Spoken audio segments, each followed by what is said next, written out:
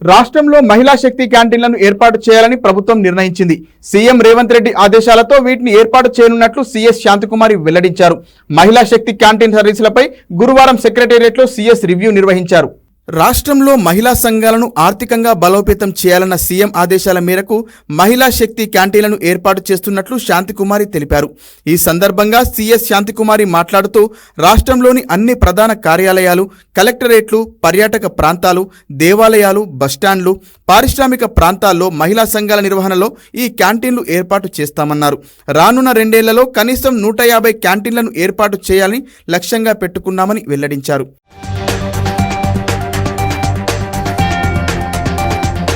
ఈ క్యాంటీన్ల నిర్వహణను మహిళా సంఘాలకు అప్పగిస్తామని సీఎస్ అన్నారు.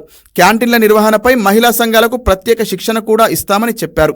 క్యాంటీన్ల పనితీరు, నిర్వహణ, వీటి ఏర్పాటుకు ఎంత విస్తీర్ణంలో స్థలం అవసరం, వీటి ఏర్పాటుకు రోడ్ మ్యాప్ తదితర అంశాలపై సవివరంగా ప్రణాళికను రూపొందించాల్సిందిగా గ్రామీణాభివృద్ధి పంచాయతీరాజ్ శాఖ కమిషనర్ను సీఎస్ శాంతికుమారి ఆదేశించారు. రివ్యూలో రెవెన్యూ శాఖ ముఖ్య కార్యదర్శి నవీన్ మిట్టల్, పంచాయతీరాజ్ గ్రామీణాభివృద్ధి శాఖ కమిషనర్ అనితా రామచంద్రన్, ఆరోగ్య శాఖ కమిషన్ కర్నర్ తదితరులు పాల్గొన్నారు.